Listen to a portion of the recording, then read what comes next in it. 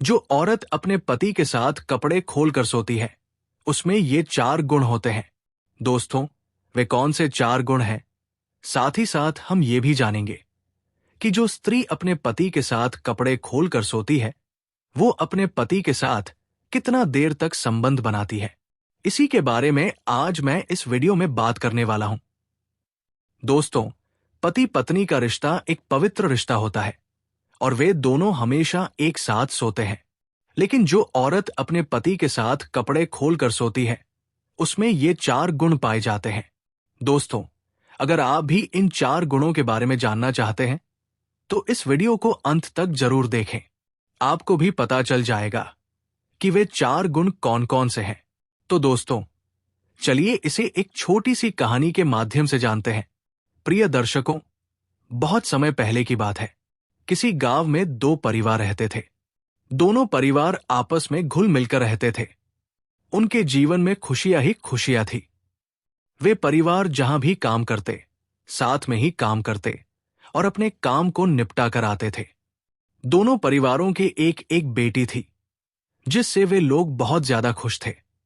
लेकिन उनके जीवन में अभी एक बेटे की कमी थी। फिर भी वे अपनी बेटियों को पाकर बहुत ज्यादा खुशी महसूस कर रहे थे। धीरे धीरे उनके जीवन में बेटे का भी आगमन हुआ। लेकिन उनके घर में जो बेटी थी, वो धीरे धीरे बड़ी हो रही थी। इसलिए दोनों परिवारों ने सोचा कि हम इन दोनों की शादी आपस में कर देते हैं, और दोनों की शादी एक ही घर में करने का फैसला किया। लेकिन उसी परिवार में एक बुजुर्ग व्यक्ति भी थे। उस बुजुर्ग व्यक्ति ने कहा, नहीं बेटा, मेरी बात मानो। तुम दोनों मेरे बेटे जैसे हो। तुम दोनों अलग अलग परिवारों से हो, लेकिन फिर भी एक साथ रह रहे हो। लेकिन मेरी बात समझो, अगर दोनों बेटियों की शादी एक ही घर में करोगे, तो दोनों में आपस में तकरार होगी, झगड़े होंगे। इसलिए दोनों को अलग अलग घरों में शादी करने की जरूरत है। पिता की बात मानकर उन दोनों परिवारों ने सोचा कि पिताजी सही कह रहे हैं। उन्होंने हमसे ज्यादा दुनिया देखी है और वे हमसे ज्यादा जानते हैं। इसलिए दोनों परिवारों ने बेटियों की शादी अलग अलग घरों में करने का फैसला किया। कुछ महीनों बाद उनकी शादी तय हो गई और शादी का दिन भी आ गया। दोनों लड़कियां खूबसूरत थी, लेकिन जो सबसे बड़ी लड़की थी, वो थोड़ी सांवली थी। उसका रंग गहरा था, लेकिन उसका रहन सहन बहुत ही अच्छा था। जबकि छोटी लड़की गोरी थी, लेकिन वो ज्यादा काम नहीं करती थी। फिर भी वो कुछ काम कर लेती थी। दोनों का स्वभाव बहुत अच्छा था। एक समय आया जब दोनों की शादी एक ही दिन हो गई। शादी के बाद वे अपने अपने ससुराल चली गई। जो बड़ी बेटी थी, वो सांवली थी। जब उसके पति ने उसे देखा तो वो खुश नहीं हुआ। उसने अपने मन को समझाने की कोशिश की, लेकिन वो उससे आकर्षित नहीं हो पा रहा था। धीरे धीरे वो अपनी पत्नी से दूरी बनाने लगा और अपने माता पिता से झगड़ने लगा। वो कहने लगा, मैंने पहले ही कहा था कि उस लड़की से मुझे मिलवा दो, लेकिन आपने मुझे उससे नहीं मिलवाया। आपने मेरे लिए एक सांवली लड़की पसंद की है। मैं इसके साथ जीवन कैसे बिताऊंगा? माता पिता ने उसे समझाया और कहा, बेटा, ये लड़की काली नहीं है, बस थोड़ी सांवली है। हम भी सांवले हैं। तो क्या इसका मतलब यह है कि हमारा शादी विवाह नहीं होना चाहिए था? हमारी शादी भी हुई और हमारा जीवन भी अच्छा चल रहा है।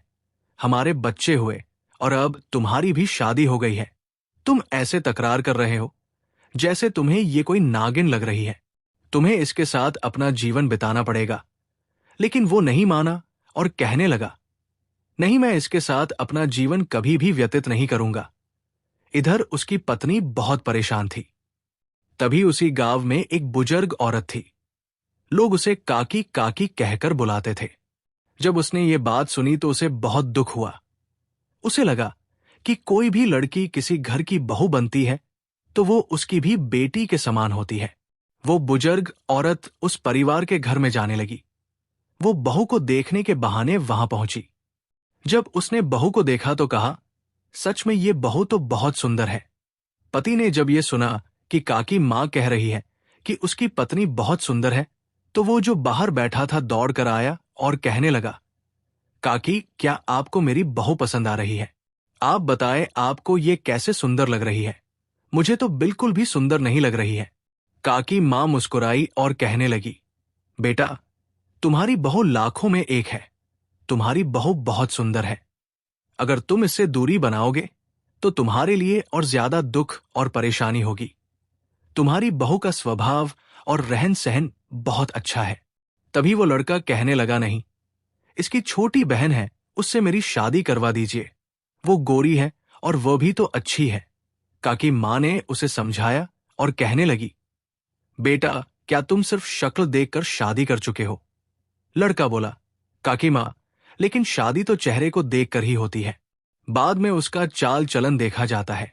काकी मां हंसते हुए बोली, बेटा, अगर तुम्हें सुंदर बहू मिल जाए, लेकिन वो तुम्हारे माता पिता से झगड़े करे, तुमसे अच्छा व्यवहार न करे, तो तुम्हें कैसा लगेगा? लड़का चुप हो गया। काकी मां ने आगे कहा, बेटा, तुम इसी के साथ अपना जीवन व्यतीत करो। मैं तो सुन रही हूं कि तुमने अपनी सुहागरात भी इसके साथ नहीं बिताई है। आखिर ऐसी क्या मजबूरी थी? लड़का बोला, मेरे किस्मत में यही लड़की लिखी थी। मेरे माता पिता ने मेरे साथ जो किया वो नहीं करना चाहिए था। वो मायूस होकर ये बात कहता हुआ वहां से चला गया। काकी मां उसकी बात को समझ रही थी और सोचने लगी कि अगर कुछ उपाय नहीं किया गया तो इस स्त्री का जीवन पूरी तरह बर्बाद हो सकता है। वो 2 दिनों तक स्थिति को देखती रही। इधर वो स्त्री जो थोड़ी सावली थी, खुद भी परेशान हो चुकी थी। वो सोचने लगी कि माता पिता ने उसकी शादी ऐसे घर में कर दी जहां उसके पति उसे स्वीकार नहीं कर रहे।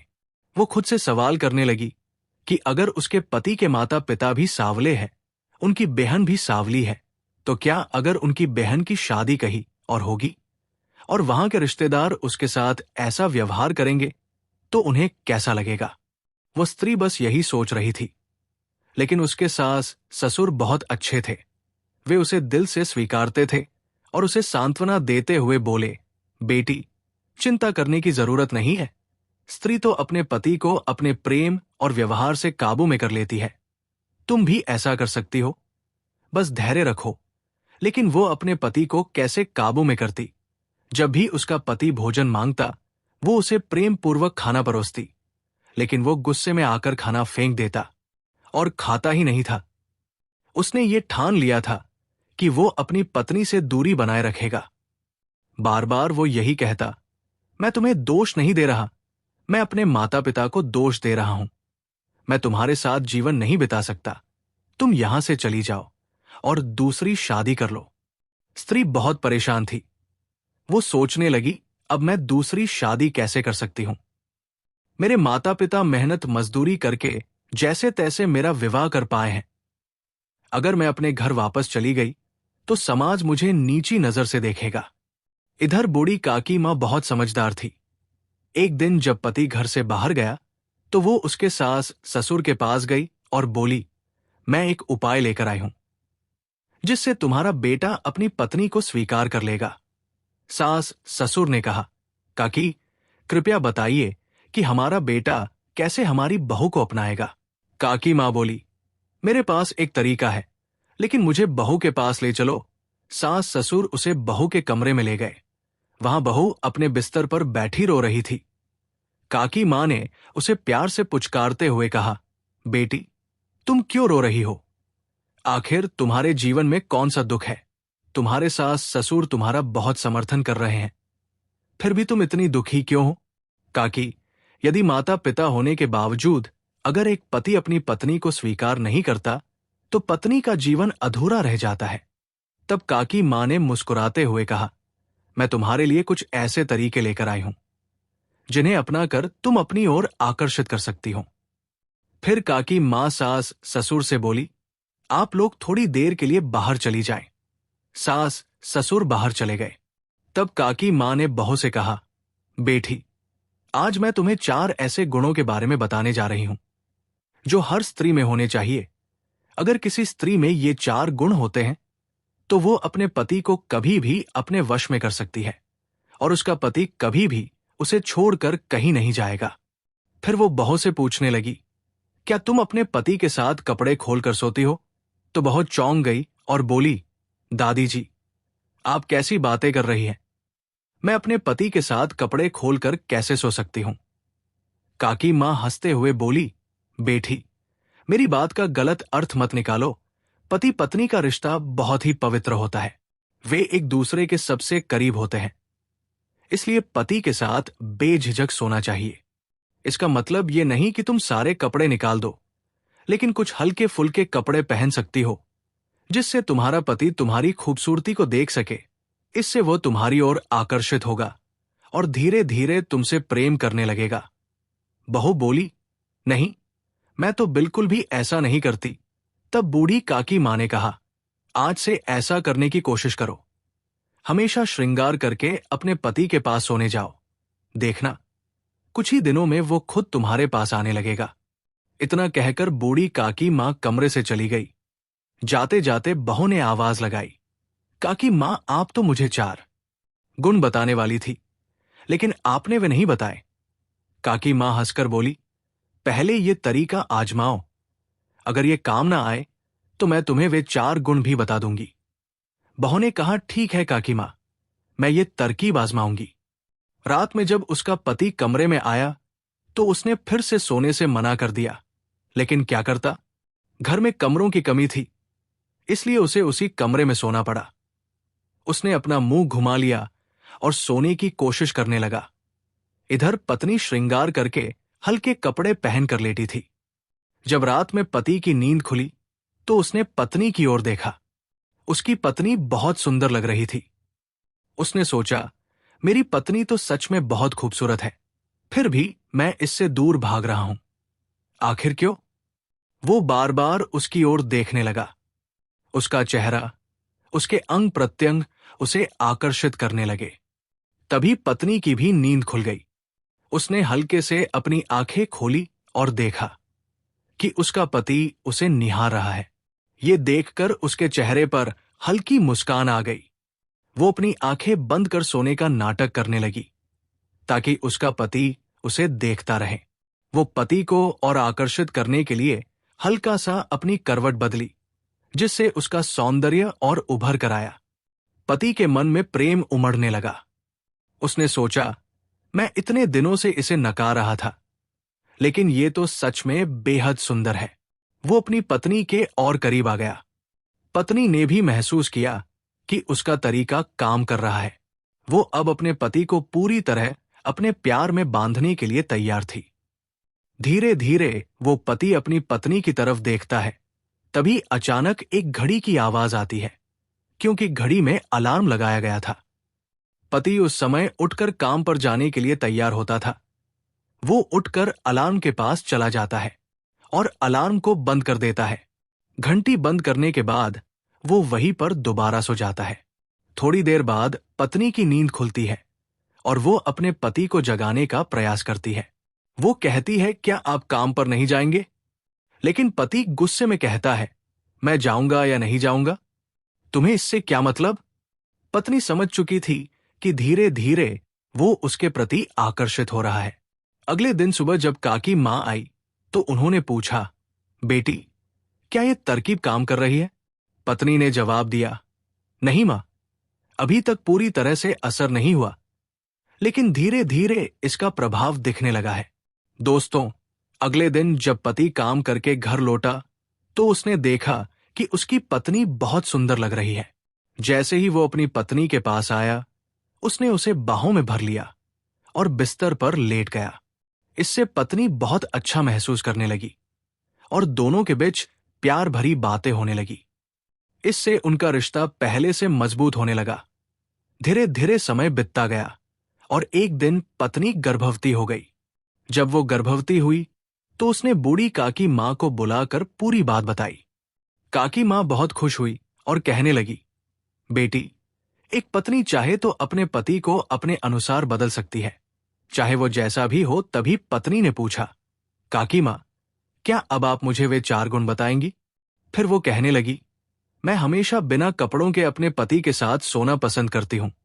इस पर काकी मां ने कहा, बेटी, लेकिन अब तो तुम्हारा उद्देश्य पूरा हो चुका है। अब तुम्हें यह जानने की जरूरत ही नहीं है। लेकिन मैं तुम्हें ये अवश्य बताऊंगी कुछ समय बाद, जब मैं फिर आऊंगी। इतना कहकर काकी माँ वहां से चली गई। धीरे धीरे उनके रिश्ते और गहरे होते गए। अब पति अपनी पत्नी से बहुत प्रेम करने लगा। धीरे धीरे ये बात उसके दोस्तों में फैल गई। जब दोस्तों ने इस पर मजाक उड़ाना शुरू किया तो पति ने कहा, क्या तुम लोगों ने मेरी पत्नी को देखा भी है? वो कितनी सुंदर है। दोस्तों ने हंसते हुए कहा, हम तो तेरी पत्नी को बहुत ही अच्छे से जानते हैं। वो तो बगल के गांव में रहती थी और एक सेठ के यहां काम करती थी। वो तो काली थी। ये बातें सुनकर पति ने कहा, नहीं, वो काली नहीं बल्कि गोरी है और उसकी सुंदरता तो हमारे गांव के बाकी स्त्रियों से भी अधिक है। दोस्तों की बातें सुनकर वो गुस्से से आग बबूला हो गया और कहने लगा, आज से तुम लोग मेरे दोस्त नहीं रहे, क्योंकि मेरी पत्नी इतनी सुंदर है, फिर भी तुम लोग मेरा मजाक उड़ा रहे हो। समय धीरे धीरे बीतने लगा। अब उसकी पत्नी पूरी तरह गर्भवती हो चुकी थी। उसने सोचा कि वो अपनी छोटी बहन को ये खुशखबरी देगी। जब उसने अपनी छोटी बहन के पास संदेश भेजा तो उसका पति उसकी बहन से मिलने गया। जब पति छोटी बहन के घर पहुंचा तो उसने देखा कि उसकी पत्नी की बहन बहुत दुबली पतली और कमजोर हो चुकी है। ये देखकर उसे दुख हुआ। उसने सोचा, मेरी पत्नी तो गर्भवती हो चुकी है, लेकिन इसकी शादी भी मेरे विवाह के समय ही हुई थी, फिर भी ये मां नहीं बन पाई। जब उसने ये बात अपनी पत्नी को बताई तो पत्नी ने अपनी बहन को बुलाया और पूछा, बहन, तुमने अपनी हालत इतनी खराब क्यों कर ली? तुम मां क्यों नहीं बन पा रही हो? तभी उसकी बहन रोते हुए कहने लगी, दीदी, मैं क्या बताऊं, मैं सुंदर हूं, फिर भी मेरे पति मुझसे प्रेम नहीं करते। वे गैर स्त्रियों के साथ संबंध बनाते हैं और हमें गालियां देते हैं। मेरा मानसिक संतुलन भी बिगड़ चुका है। हमारे जीवन में संतान की प्राप्ति नहीं हुई। जब मैं उनसे कहती हूं कि हमें भी संतान चाहिए तो वे गुस्से में कहते हैं, तू तो हमेशा संतान संतान की रट लगाए रहती है। संतान लेकर क्या करेगी? संतान से लोग पागल हो जाते हैं। वे हमें तरह तरह के ताने देते हैं और मेरे साथ झगड़ा करते हैं। बहन की ये स्थिति देखकर बड़ी बहन बहुत दुखी हो गई। तभी बड़ी बहन ने अपनी छोटी बहन से पूछा, क्या तुम रात को अपने पति के साथ बिना कपड़ों के सोती हो? छोटी बहन ने जवाब दिया, दीदी, मैं पूरी तरह बिना कपड़ों के सोती हूं, फिर भी मेरे पति मुझसे मोहित नहीं होते। वे कहते हैं कि तेरे से ज्यादा सुंदर स्त्रियां तो पहले से ही मेरे पास है और वे लाइन में खड़ी है। यही सुन सुनकर मैं बहुत दुखी हो जाती हूं। वे मुझे ताने मारते हैं कि तुमसे शादी करके मेरी जिंदगी बर्बाद हो गई। ये सब सुनकर बड़ी बहन को बहुत दुख हुआ कि उसकी बहन की जिंदगी उससे भी ज्यादा बर्बाद हो चुकी है। बड़ी बहन का पति, जो उसकी छोटी बहन का जीजा था, ये सब सुनकर कहने लगा, तुम चिंता मत करो। हमारे गांवों में एक बूढ़ी काकी मां रहती है। वे बहुत ही बुद्धिमान है और वो कोई ना कोई उपाय जरूर बताएंगी। मैं उन्हें अभी बुलाकर लाता हूं। इसके बाद वो बूढ़ी काकी मां के पास गया और उन्हें अपने घर लेकर आया। उसने काकी मां से कहा, ये मेरी साली है और इसकी समस्या बहुत ही गंभीर है। इसका पति इससे प्रेम नहीं करता और इसके जीवन में संतान की प्राप्ति नहीं हुई है। इसका पति गैर स्त्रियों के साथ संबंध बनाता है। बूढ़ी काकी मां ने यह सब सुनकर कहा, अगर इसका पति गैर स्त्रियों के साथ संबंध बना रहा है और इसका मानसिक संतुलन भी बिगड़ चुका है तो ये मां कैसे बन सकती है? इसके हालात भी बहुत खराब हो चुके थे। लेकिन बेटी, मैं तुम्हें कुछ बातें बताने जा रही हूं। यदि तुम इन बातों को ध्यान से सुनोगी तो हो सकता है कि तुम्हारा भी पति तुम्हारी मुट्ठी में आ जाए। इसके बाद वो स्त्री एक बाबा के पास जाती है, जहां वह अपने पति को भी लेकर जाती है। जब वो अपने पति को बाबा के पास ले जाती है तो उसका पति भड़क जाता है और गुस्से में कहता है, मुझे क्या हुआ है जो तू मुझे बाबा के पास लेकर आई है? इस पर उसकी पत्नी कहती है, आप गैर स्त्रियों को देखकर खुद को रोक नहीं पाते और उन्हीं के साथ संबंध बनाते हैं। इसी वजह से मैं आपको यहां लेकर आई हूं। यह सुनकर पति आग बबूला हो जाता है और वहीं पर पत्नी को मारने लगता है। जब बाबा ये सब देखते हैं तो वे नाराज हो जाते हैं और गुस्से में कहते हैं, हे पुरुष, तुम ये क्या कर रहे हो? तुम तो एक चरित्रहीन व्यक्ति हो। जो पुरुष अपनी पत्नी पर हाथ उठाता है वो पुरुष नहीं बल्कि राक्षस होता है। क्या तुम राक्षस हो? बाबा की ये बात सुनकर पति और भी क्रोधित हो जाता है और कहता है, हे बाबा, तुम मेरी बातों में दखल मत दो। इतना कहकर वो अपनी पत्नी को लेकर घर चला जाता है। घर पहुंचने पर उसके माता पिता भी उस स्त्री को पसंद नहीं करते और कहते हैं, इतना समय हो गया शादी को, लेकिन ये अब तक मां नहीं बनी। हो सकता है कि ये मां बनने में असमर्थ हो। हमें अपने बेटे की दूसरी शादी करानी पड़ेगी। लेकिन वे अपने बेटे की करतूतों से अनजान थे। तभी उस स्त्री ने उनके बेटे की सच्चाई उनके सामने रख दी। ये जानकर माता पिता हैरान रह गए और अपने बेटे को डांटते हुए बोले, बेटे, तुम ये क्या कर रहे हो? तुम्हारी पत्नी होते हुए भी तुम ये सब कर रहे हो? ये बिल्कुल गलत है। लेकिन वो अपने माता पिता की बातों को भी अनसुना कर देता है। जब पति अपनी गलतियों को मानने को तैयार नहीं होता तो उसकी पत्नी दोबारा बूढ़ी काकी मां के पास जाती है और कहती है, मैं इसे बाबा के पास भी ले गई थी। बाबा ने इसे डांटा भी, लेकिन फिर भी ये नहीं सुधर रहा। ये सुनकर काकी मां कहती है, बेटी, मेरी बात ध्यान से सुनो। फिर वे दोनों बहनों को पास बुलाकर कहती है, जो औरत रात में अपने पति के साथ सोते समय अपने कपड़े हटा देती है, उसमें 4 विशेष गुण होते हैं। यदि तुम दोनों में ये गुण होंगे तो तुम आदर्श स्त्रियां कहलाओगी। काकी मां ने पहला गुण बताया, ऐसी स्त्री का पति कभी भी बिगड़ता नहीं है। उसका पति हमेशा उसके वश में रहता है। जब स्त्रियां बिना कपड़ों के सोती हैं तो उनका पति उनके प्रति आकर्षित होता है और बार बार संबंध बनाने का प्रयास करता है। इसी वजह से उसका मानसिक संतुलन ठीक रहता है और वो किसी गैर स्त्री की ओर आकर्षित नहीं होता। इसके बाद बूढ़ी मां ने दूसरा गुण बताया, जो स्त्रियां अपने पति के साथ कपड़े हटाकर सोती हैं वे जल्दी संतान प्राप्ति करती है, क्योंकि उनका पति उनके साथ बार बार संबंध बनाता है, जिससे वे जल्द मां बन जाती है। फिर उन्होंने तीसरा गुण बताया, ऐसी स्त्रियों का रिश्ता लंबा चलता है। आजकल पति पत्नी के बीच छोटी छोटी बातों पर झगड़े होते रहते हैं, जिससे रिश्ते टूटने लगते हैं।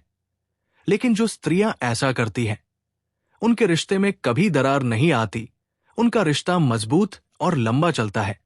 बूढ़ी काकी मां ने चौथा गुण बताते हुए कहा, ऐसी स्त्रियों का मानसिक संतुलन कभी नहीं बिगड़ता, क्योंकि आजकल स्त्रियों पर बहुत सारी जिम्मेदारियां होती है।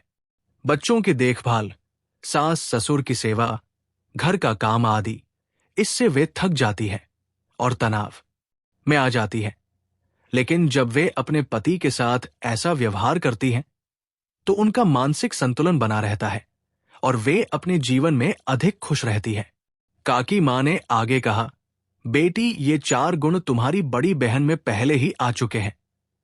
इसी वजह से उसने अपने पति को अपने वश में कर लिया है। लेकिन इसका पति पहले से ही चरित्रहीन नहीं था। अब तुम बताओ, क्या तुम भी इन गुणों को अपनाना चाहते हो? तभी छोटी बहन कहती है, हे काकी मां, आज से ही मैं इन अपनाना शुरू कर दूंगी। देखते ही देखते उसका पति भी उससे बहुत प्यार करने लगा और वो भी कुछ दिनों में गर्भवती हो गई। तो दोस्तों, आपको ये कहानी कैसी लगी? अगर आपको ये वीडियो पसंद आई हो तो इस वीडियो को एक लाइक करके कमेंट में जय मां लक्ष्मी जरूर लिखें। साथ ही साथ हमारे चैनल सुखी संसार को सब्सक्राइब जरूर करें। धन्यवाद। दोस्तों, बैल ने बताया कि एक औरत की 2 चीजें कभी मत दबाना। मर्दों को तो उसमें मजा आता है, लेकिन औरत को इन 2 जगहों पर बड़ा जोर का दर्द होता है। वो कई बार बताने से डरती है और शर्मिंदा होती है। इसलिए मर्दों को चाहिए कि औरत की इन 2 चीजों को कभी न दबाएं। प्राचीन समय की बात है, एक हकीमपुर नामक शहर था। उस शहर में लाखा सेठ नाम का एक व्यक्ति रहता था। लाखा सेठ बहुत बड़ा धनवान था और चारों दिशाओं में प्रसिद्ध था। उसके पास अपार धन दौलत थी। सेठ के घर में किसी चीज की कोई कमी नहीं थी। वो इतना संपन्न था कि दूसरों को ब्याज पर धन दिया करता था। लाखा सेठ ने एक नियम बना रखा था। वो किसी को भी कर्ज देने से मना नहीं करता था वो दो तरह का कर्ज देता था, एक तो इस जन्म में लौटाने के लिए और दूसरा अगले जन्म में लौटाने के लिए। चाहे कोई कितना भी धन उधार लेना चाहता हो, सेठ कभी मना नहीं करता था। आप तो जानते ही हैं, इस दुनिया में हर तरह के लोग रहते हैं। जब लोगों को यह पता चला कि लाखा सेठ अगले जन्म के लिए भी कर्ज देता है, तो उसके पास धन लेने वालों की भीड़ लग गई। चोर और बेईमान लोग इस मौके का पूरा फायदा उठाने लगे। सेठ के दरवाजे पर हर रोज कर्ज लेने वालों की लाइन लगती थी। लोगों को लगता था कि सेठ के पास बहुत पैसा है और वो बहुत ही मूर्ख है। जो ईमानदार स्वभाव के लोग होते थे, वे इस जन्म में लौटाने की बात कहकर कर्ज लेते थे, लेकिन बेईमान लोग अगले जन्म का हवाला देकर धन उधार ले लेते थे। उन्हें लगता था कि सेठ मूर्ख है, इस जन्म में भी लोग कर्ज नहीं लौटाते तो अगले जन्म में कौन लौटाने आएगा। ये तो पागल है जो अगले जन्म की आस लगाए बैठा है। अब तो ये हाल हो गया था कि जिसे भी धन की आवश्यकता होती, वो फौरन सेठ के दरवाजे पर पहुंच जाता। सेठ बड़ा उदार हृदय का था। उसने अपने पास दो चार मुनि भी रखे थे, जो कर्ज मांगने वालों को उनकी जरूरत के मुताबिक धन दे देते थे। सेठ का एक ही नियम था कि कोई भी उसके दरवाजे से खाली हाथ न लौटे। जब कोई व्यक्ति धन उधार लेने आता तो सेठ उससे केवल एक बात पूछता, ये धन तुम इस जन्म में लौटाओगे या अगले जन्म में। ज्यादातर लोग अगले जन्म में लौटाने की बात कहकर धन ले जाते थे। सेठ के मुनीम हर कर्जदार का नाम पता अपने रजिस्टर में दर्ज कर लेते थे। लोग खुशी खुशी अपना नाम पता दर्ज करवाते और मुंह मांगा धन ले जाते। सेठ को इससे कोई फर्क नहीं पड़ता था कि लोग धन लौटाने आएंगे या नहीं। इस तरह सेठ का ये काम अनवरत चलता रहा। एक गांव में दो व्यक्ति रहते थे। ये दोनों कोई काम धंधा नहीं करते थे। उनका मुख्य काम था जुआ खेलना, चोरी करना और बेईमानी करना। वे इतने आलसी और हरामखोर थे कि कभी काम करने नहीं जाते थे। एक दिन उन्होंने कुछ लोगों से सुना, अरे भाई, तुम गरीबों का धन क्यों लूटते हो? लाखा सेठ के पास क्यों नहीं चले जाते? वो तो मुंह मांगा धन उधार देता है। अगर पैसे लौटाने हैं तो इस जन्म की बात कहकर ले आना, और अगर नहीं लौटाने हैं तो अगले जन्म का बहाना बना लेना। सेठ दोनों तरह से कर्ज देता है। लाखा सेठ के बारे में सुनकर वे दोनों चोर बहुत खुश हुए। उन्होंने विचार किया, इससे बेहतर बात क्या होगी? सेठ जब अगले जन्म के लिए भी कर्ज देता है तो क्यों ना हम उससे खूब सारा धन उधार लें। चलो कम से कम 5-5 लाख रुपए ले आते हैं, ताकि हमारे 10-15 साल आराम से निकल जाएं। विचार करने के बाद दोनों चोर सेठ के घर जाने के लिए निकल पड़े। उस समय पैदल यात्रा का प्रचलन था। चलते चलते वे दोनों हाकिमपुर पहुंच गए। हाकिमपुर पहुंचकर वे सेठ के घर गए और बोले, सेठ जी, हमने आपका बड़ा नाम सुना था। हमारे घर पर बहुत गरीबी है, बच्चे भूखे प्यासे मर रहे हैं। हमें पैसों की बहुत जरूरत है, क्या हमें कर्ज मिल सकता है? सेठ ने कहा, क्यों नहीं, जितना चाहिए उतना ले जाओ, तुम घबराओ मत। बताओ तुम्हें कितने पैसे चाहिए? सेठ की बात सुनकर दोनों चोर बोले, देखो सेठ जी, हमें इस जन्म में कर्ज नहीं लौटा पाएंगे, हम तो अगले जन्म में इसे लौटा पाएंगे। सेठ ने कहा, कोई बात नहीं, अगले जन्म के लिए भी हम कर्ज देते हैं। बताओ तुम्हें कितने पैसे चाहिए? सेठ की बात सुनकर दोनों चोर मन ही मन बहुत खुश हुए और बोले, सेठ जी ज्यादा नहीं, बस 5-5 लाख रुपए हमें दे दीजिए, ताकि हमारे बच्चों का पालन पोषण हो सके। दोनों चोरों की बात सुनकर सेठ ने अपने मुनीम से कहा, मुनीम जी इन्हें 5-5 लाख रुपए दे दीजिए। मुनीम ने सेठ की आज्ञा का पालन किया और दोनों को 5-5 लाख रुपए दे दिए। पैसे लेकर दोनों चोर बहुत खुश हुए। सेठ ने उनका नाम पता अपने रजिस्टर में दर्ज कर लिया कि इन दोनों ने अगले जन्म में लौटाने के लिए 5-5 लाख रुपए का कर्ज लिया है। पैसे लेकर दोनों चोर अपने घर चले गए। रास्ते में वे आपस में बात करने लगे, भाई अगला जन्म किसने देखा है? सेठ तो सच में बहुत बड़ा मूर्ख है जो हमें इतनी बड़ी रकम दे दी। अब इन पैसों से अगले जन्म की तो हमें नहीं पता, पर यह जन्म हमारा बड़े आनंद से कट जाएगा। हमें जीवन भर चोरी करने और जुआ खेलने की जरूरत नहीं पड़ेगी। दोस्तों, ऐसा सोचते हुए दोनों मन ही मन खुश होते हुए चलते जा रहे थे। वे दोनों पैदल चलते चलते आगे बढ़ते गए। दोनों देखने में ऐसे लग रहे थे जैसे कोई बदमाश हो। उन्हें यह भी डर था कि उनके पास इतने सारे रुपए हैं, कहीं कोई उनसे उनका रुपया न छीन ले। काफी सोच विचार के बाद उन्होंने गांव के बाहर एक तेली के घर पर रुकने का फैसला किया। वे तेली के घर के दरवाजे पर पहुंचे और उससे बोले, भैया, हम तुम्हारे यहां रुकना चाहते हैं। आज की रात कट जाएगी तो सुबह हम यहां से चले जाएंगे। हम तुम्हारा खाना भी नहीं खाएंगे, बस सोने के लिए एक बिस्तर और चारपाई दे देना। दोस्तों, वे दोनों उस तेली के तबेले में रुकने के लिए चले गए। जब दोनों मित्र वहां रुक गए तो तेली अपने घर चला गया। इधर वे दोनों चोर उस तबेले में पड़ी खाट पर सो गए, परंतु दोनों को नींद नहीं आ रही थी, क्योंकि उनके पास काफी पैसे थे। उन्हें डर था कि कोई उनसे उनके पैसे छीन न ले। इस डर से वे जागते हुए आपस में बातें कर रहे थे। इस प्रकार दोस्तों, रात के 12 बज गए। उधर तबेले में एक भैंसा और एक बैल जो बंधे हुए थे, उनमें से भैंसा कहता है, अरे भाई बैल, तुम सो रहे हो या जाग रहे हो? देखो, मेरी बात ध्यान से सुनो। मेरा और तुम्हारा साथ बस आज रात तक का ही है।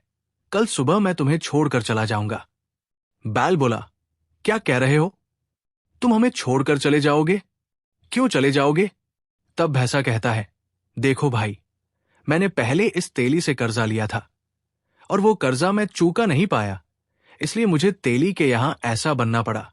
इसने मुझे कोड़े मार मार कर काम करवाया और एक एक पैसे की वसूली ब्याज सहित की। मैंने इससे जितना कर्जा लिया था उसका 1000 गुना पैसा इसने मुझसे वसूल किया है। अब मेरा कर्जा पूरी तरह चुकता हो गया है। सुबह मैं तेली के घर चारा खाऊंगा और चारा खाने के बाद यहां से चला जाऊंगा। उसके बाद मैं शरीर छोड़ दूंगा। हे बैल भैया, हमारा साथ बस इतना ही लिखा था। भैंसे की बात सुनकर बैल कहने लगा, बात तो तुम्हारी ठीक है भैया, तुम तो मुक्त हो गए, वैसे मैं भी जल्दी मुक्त हो जाऊंगा। मुझे बस इस तेली के लिए थोड़ी सरसों पिरानी है।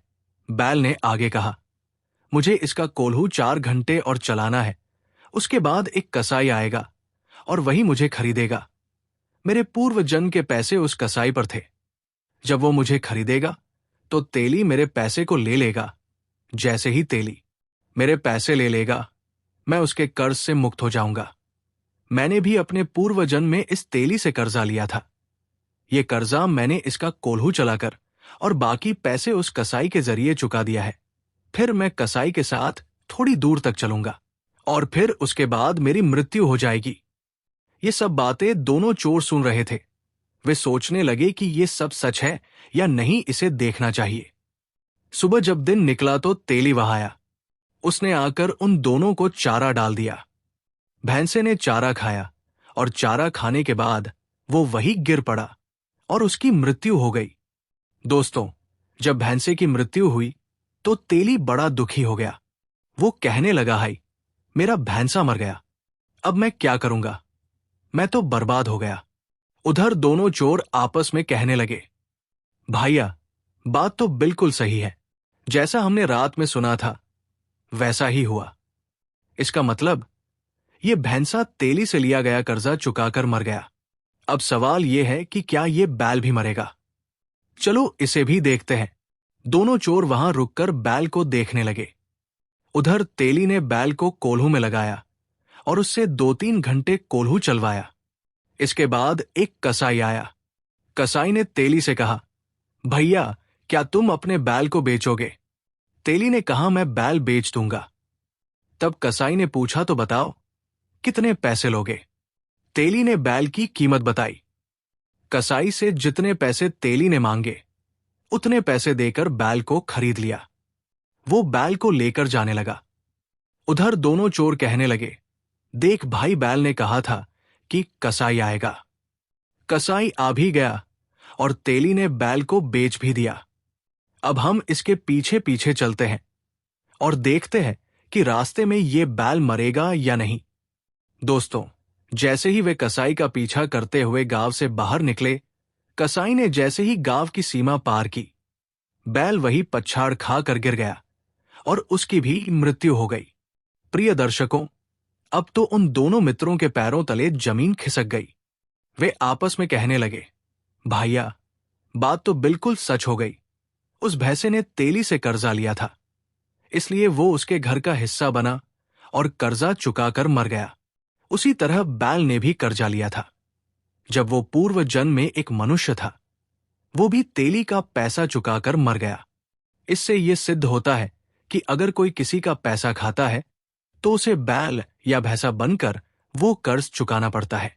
इसी तरह जब हम सेठ से उधार पैसा लेकर आए हैं तो ऐसा लगता है कि अगले जन्म में हमें भी सेठ के यहाँ किसी न किसी पशु का रूप धारण कर ये कर्ज चुकाना पड़ेगा। दर्शक बंधुओं, दोनों ने आपस में विचार किया कि अब क्या करना चाहिए। एक ने कहा, चलो वापस चलते हैं और सेठ के पास जाकर उसके पैसे लौटा देते हैं। सेठ को देखकर वे उसे नमस्कार करते हैं। सेठ ने कहा, तुम लोग वापस क्यों आए हो? क्या बात है? तब दोनों चोर कहते हैं, सेठ जी, थोड़ी देर पहले हम आपसे जो पैसे उधार लेकर गए थे उन्हें लौटाने आए हैं। दरअसल हमारे पास अब पैसों की व्यवस्था हो गई है। कृपया अपने पैसे वापस लेकर हमारे नाम को रजिस्टर से काट दीजिए। सेठ ने अपना वही खाता देखा और मुस्कुराते हुए कहा, ये पैसे तो अगले जन्म के लिए उधार लिए गए थे। अगर इस जन्म के लिए उधार लिए होते तो मैं अभी इन पैसों को स्वीकार कर लेता, लेकिन अब ये पैसे अगले जन्म में ही चुकाने होंगे। ये सुनकर दोनों चोर ने सेठ से कहा, नहीं सेठ जी, आपको ये पैसे अभी लेने होंगे। परंतु सेठ ने साफ इनकार कर दिया। वे दोनों बहुत मिन्नतें करने लगे, लेकिन सेठ ने पैसे लेने से फिर भी इनकार कर दिया। निराश होकर वे दोनों अपने घर लौटने लगे। रास्ते में विचार करते हुए बोले, हमें अब सेठ का बैल बनना पड़ेगा और सेठ हमें डंडे मार मार कर इस कर्ज का हिसाब बराबर करेगा। हमने सेठ से उधार लेकर बड़ी मुसीबत मोल ले ली है। चलते चलते वे दोनों एक जंगल में पहुंचे जहां एक चौराहा था। दोनों एक पेड़ के नीचे बैठकर फिर से विचार करने लगे। उनमें से एक ने कहा, भाई, मेरे दिमाग में एक युक्ति आई है। हम एक काम करते हैं, जितने पैसे सेठ से उधार लिए हैं उनमें एक बड़ा तालाब बनवाएंगे। उन्होंने पास के गांव से मजदूर बुलवाए और तालाब खुदवाने का काम शुरू कर दिया। कुछ ही समय में एक बहुत सुंदर तालाब बनकर तैयार हो गया। तालाब के चारों ओर हरे भरे पेड़ पौधे लगवा दिए गए, सीढ़ियां बनवा दी गई और तालाब को नीचे से पक्का कर दिया गया। तालाब के पास अपने रहने के लिए एक छोटा कमरा भी बनवा लिया। अब वे दोनों उसी तालाब के पास रहने लगे। जो पैसे सेठ से उधार लिए थे वे सब तालाब बनाने में खर्च कर दिए। दर्शक बंधुओं, जब बारिश का मौसम आया तो चारों ओर से बारिश का पानी आकर तालाब में भर गया। कुछ समय बाद तालाब का गंदा पानी नीचे बैठ गया और उसमें बिल्कुल स्वच्छ पानी रह गया। धीरे धीरे इस तालाब की खबर आसपास के गांवों में फैल गई। लोग अपने पशुओं को पानी पिलाने के लिए वहां लाने लगे। परंतु वे दोनों जो तालाब बनवाने वाले थे एक लाठी लेकर तालाब की रखवाली करने लगे। जो भी वहां पानी पिलाने आता उसे डांट कर भगा देते और कहते, इस तालाब में पानी पीना मना है, ये सेठ जी का आदेश है। तालाब के किनारे उन्होंने एक बड़ा बोर्ड लगवा दिया जिसमें लिखा था कि ये तालाब हकीमपुर के लाखा सेठ का है। अब गांव वालों में चर्चा होने लगी कि लाखा सेठ ने जंगल में इतना सुंदर तालाब बनवाया है, लेकिन वहां पानी पीने नहीं दिया जाता। आखिरकार गांव के 10 से 20 लोग मिलकर तालाब पर पहुंचे और उन दोनों से पूछा, भाई, तुमने इतना सुंदर तालाब बनवाया, इसमें लाखों रुपए खर्च किए हैं, फिर भी तुम पानी क्यों नहीं पीने देते? आखिर इसका क्या कारण है? तब दोनों ने जवाब दिया, भाई, ये तालाब हमारा नहीं है, हम तो हकीमपुर के लाखा सेठ के नौकर हैं। सेठ का आदेश है कि इसमें किसी को पानी नहीं पीने दिया जाएगा। जब मालिक का आदेश है तो हम क्या कर सकते हैं? कुछ गांव के लोग कहने लगे, ये तो गलत बात है। कुछ लोग उस सेठ से नफरत करने लगे और उसे गाली देने लगते हैं। कुछ उसे कोसने लगे कि सेठ ने जब तालाब बनवाया है तो फिर पानी क्यों नहीं पीने देता। दोनों चोरों ने कहा, देखो भाई, हम इनकार नहीं कर रहे हैं, लेकिन पहले आप लाखा सेठ से अनुमति ले आइए। अगर सेठ कह देगा तो फिर पानी पीने से हम किसी को नहीं रोकेंगे। कुछ बोले, भैया, बात तो ठीक है, नौकरों की क्या गलती है? जैसा मालिक हुक्म देगा वैसा ही तो नौकर करेंगे। अब तो कुछ लोग मिलकर हकीमपुर के लाखा सेठ के पास चले जाते हैं। जब वे सारे लोग उस सेठ के पास पहुंचते हैं तो एक साथ इतने सारे लोगों की भीड़ देखकर सेठ आश्चर्यचकित हो जाता है। सेठ सोचने लगा, क्या हमसे कोई गलती तो नहीं हो गई? कहीं ये लोग मिलकर हमें मारने तो नहीं आए हैं? अब तो दोस्तों सेठ डर के मारे उन सब से दूर से ही राम राम करने लगा और हाल चाल पूछने लगा। सेठ ने उन सबको बड़े सम्मान से अपनी बैठक में बुलाया और जलपान कराया। उसके बाद में आने का कारण पूछा। अब तो सारे गांव वाले वैसे भी क्रोध में ही थे। वे सब कहने लगे, अरे सेठ जी, आपने इतना सुंदर तालाब बनवाया है, जब किसी को पानी नहीं पीने देते हो तो आपके तालाब बनवाने का क्या फायदा? तालाब का नाम सुनकर सेठ चौंक जाता है और कहने लगता है, भाइयों, आप किस तालाब की बात कर रहे हैं? मैंने तो कोई तालाब नहीं बनवाया है, आप लोग गलत कह रहे हैं। गांव वाले बोले, नहीं सेठ जी, हम इतने लोग पागल नहीं हो सकते, हम अपनी आंखों से देख कर आ रहे हैं। तालाब के किनारे पर बोर्ड लगा है और उस बोर्ड पर मालिक के रूप में आपका ही नाम लिखा है। वहां पर आपके ही नाम का बीजक लगा है और आपने 2 नौकर वहां बैठा रखे हैं। वही दोनों हमें किसी को पानी नहीं पीने देते हैं। सेठ कहने लगा, भाई मैंने तो ऐसा कोई तालाब नहीं बनवाया है, और जो तालाब मैंने बनवाए हैं उन पर तो लोग पहले से ही पानी पीते आए हैं। मेरे किसी तालाब पर पानी पीने की मनाही नहीं है। गांव वाले कहने लगे, सेठ जी, वो तालाब आपका ही है और आप हम लोगों को पानी से वंचित करके पाप के भागी बन रहे हैं। गांव वालों की बात सुनकर सेठ बड़ा हैरान होता है और कहने लगता है, चलो मैं स्वयं चलकर देखता हूं। अब तो सेठ जी स्वयं उन गांव के लोगों के साथ चल देते हैं और उस तालाब पर पहुंच जाते हैं। सेठ ने जब उस तालाब को दूर से देखा तो वास्तव में तालाब बड़ा ही सुंदर बना हुआ था। चारों ओर पक्की दीवारें थी, बड़ी बड़ी सीढ़ियां थी, सुंदर सुंदर घाट बने हुए थे। पशुओं के लिए चढ़ने उतरने के लिए भी बहुत अच्छी व्यवस्था की गई थी। सेठ ने देखा कि 2 लोग लाठी लेकर उस तालाब की रखवाली कर रहे हैं। फिर सेठ ने वहां लगा वो बोर्ड देखा जिस पर उनका ही नाम लिखा हुआ था। उस बीजक पर लिखा था, तालाब के निर्माणकर्ता हकीमपुर के लाखा सेठ है। बीजक पढ़कर सेठ ने उन दोनों को अपने पास बुलाया और कहने लगे, भाई आप इस तालाब से लोगों को पानी क्यों नहीं पीने देते हो? क्या कारण है? और ये आपने अपना तालाब ही मेरे नाम से बनवाया है। मेरे नाम पर तालाब बनवाकर और लोगों को पानी से वंचित रखकर मुझे क्यों पाप का भागी बना रहे हो? जबकि मैंने ये तालाब बनवाया ही नहीं है। तब वे दोनों चोर सेठ से कहते हैं, सेठ जी, हम आपसे 10 लाख रुपए अगले जन के कहकर उधार लेकर आए थे, परंतु वे रुपए हम घर लेकर नहीं पहुंचे। उससे पहले ही हमारी व्यवस्था हो गई और हम उन पैसों को आपको वापस देना चाहते थे, लेकिन आपने तो ये कहते हुए मना कर दिया कि अगले जन्म के पैसों को मैं वापस नहीं लेता, वो तो अगले जन्म में ही देने पड़ेंगे। लेकिन सेठ जी, हम उन पैसों को इसी जन्म में देना चाहते हैं और आपने उन पैसों को लेने से इनकार कर दिया। अब बताइए कि हम क्या करें? इसीलिए हमारे मन में एक विचार आया कि हमने उस पैसे से तालाब बनवा दिया और पैसे तो आपके ही थे, इसलिए हमने आपका नाम लिखवा दिया। अब हम पानी नहीं पीने देंगे जब तक आप उन पैसों को माफ नहीं कर देंगे और अपने रजिस्टर से हम दोनों का नाम नहीं काटेंगे। तब तक सारे लोग आपको ही कोसेंगे। हजारों लोगों की बदुआ आपको मिलेंगी, क्योंकि पैसे आपके थे। यदि आप हमारे उन पैसों को जमा कर देते हो तो हमें कोई हर्ज नहीं है, चाहे जो आकर पानी पिए। यदि आपने पैसे जमा नहीं किए तो फिर हम किसी को पानी नहीं पीने देंगे। प्रिय दर्शकों, ये सुनकर सेठ भी बड़ा चकित होता है कि इन दोनों ने बड़े दिमाग से काम लिया है। गांव वाले कहने लगे, ये दोनों बहुत अच्छे आदमी हैं। देखो इन्होंने कितना सुंदर ताला बनवाया है। सेठ जी, आप इनका कर्ज माफ कर दो। सेठ जी कहने लगे, देखो भाई, मैं अगले जन्म के पैसों को तो माफ नहीं करता। तब वे दोनों कहने लगे, कोई बात नहीं, मत करो माफ। हम किसी को पानी भी नहीं पीने देंगे और इस पाप के भागी जिंदगी भर आप बनोगे। अब आप सोच लो आपके नाम से कितना अपराध होगा। सेठ को बात समझ में आ जाती है कि मेरे पैसे और मेरे नाम का ये लोग दुरुपयोग करेंगे और मैं नर्क का भागी बनूंगा।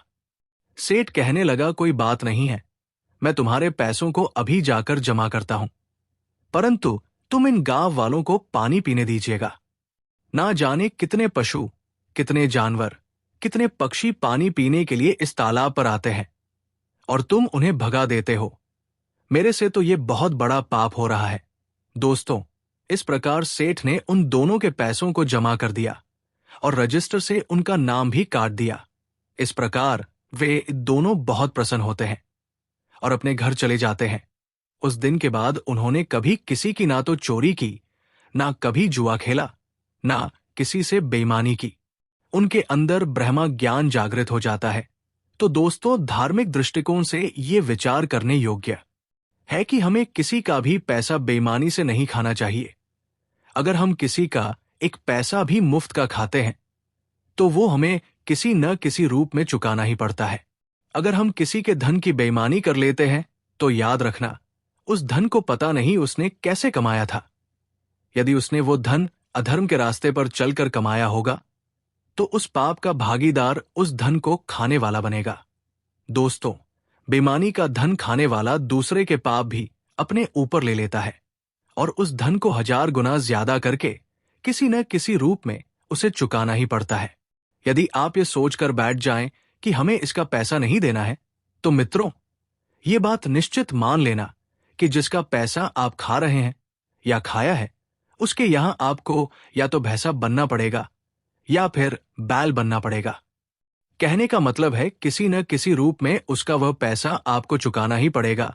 परमात्मा की अदालत में कोई गलती नहीं होती है, न तो वहां किसी की रिश्वत चलती है और न ही आपका घमंड। वहां पर कोई गलती भी नहीं मिलती। जो अपराधी है, जिसने थोड़ा भी पाप किया है, उसे भी उसके कर्म का दंड अवश्य मिलता है।